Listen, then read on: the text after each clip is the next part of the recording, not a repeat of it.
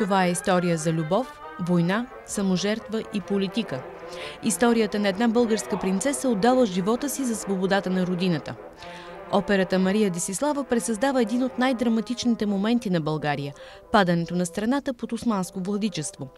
Историята на сестрата на Иван Шишман, която сключва династичен брак с султан Мурад I, за да запази България, оживява на русенска сцена под режисурата на професор Светозар Донев.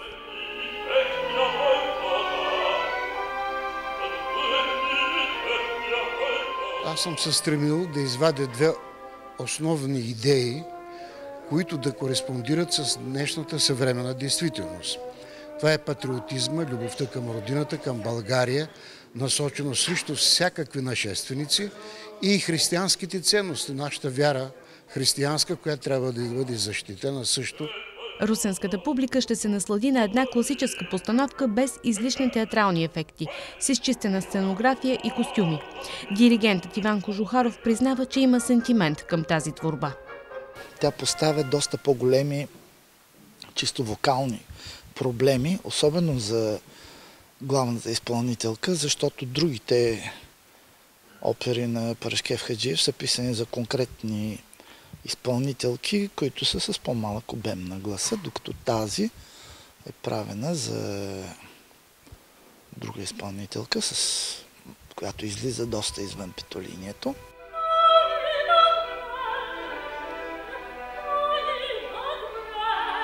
Световната премиера на операта е на русенска сцена през 1978 година. Нещо повече, Парашкев Хаджиев написва ролята на Мария Десислава специално за русенката Мария Венциславова.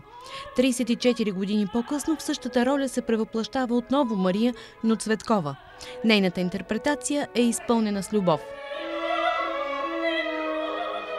Има една фраза в нейното първо ариозо, в което тя пее на любимия Мирослав, че този, който люби, той от нищо няма страх. Така че на първо място Мария Десислава е една жена, която много силно обича.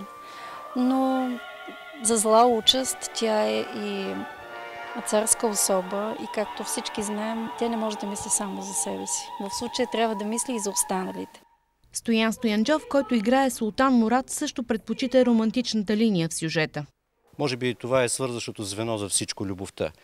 Любовта е тази, която кара Мурад да пощади българската държава. Тя е тази, която го води към едно малко по-голямо пречистване, малко по-добро възприемане на действителността.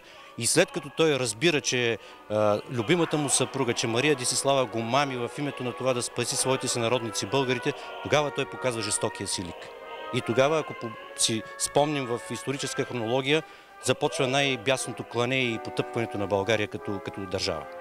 Освен Мария Цветкова и Стоян Стоянджов, на сцената излизат още Александър Крунев в ролята на Иван Шишман и Петър Костов като войводата Момчил. Помагат им певците от хор Дунавски звуци. Всички те признават, че са им липсвали българските заглавия и това прави удоволствието от работата по-голямо. Един-два дена преосмислих самата музика, защото музиката не е тази, която често пеем. Но пък е страхотно, че мога да участвам в българска опера. Много съм щастлива. Не е никак лесно да ви кажа. Първо, защото не знам защо в България има негативно отношение към българската опера. Наистина ние сме великолепни изпълнители на руските опери, на италианските, но смятам, че всеки един български театър трябва да има в афиша си български заглави, то не само едно. А публиката е отворена към нас. Аз наблюдавам в момента салоните в цяла България се пълнят, летният театър в Бургас се пълни, Царевец се пълни. Ето една идея. Смятам, че може би това заглавие по някакъв начин трябва да отиде там, където му е място, в Царевец.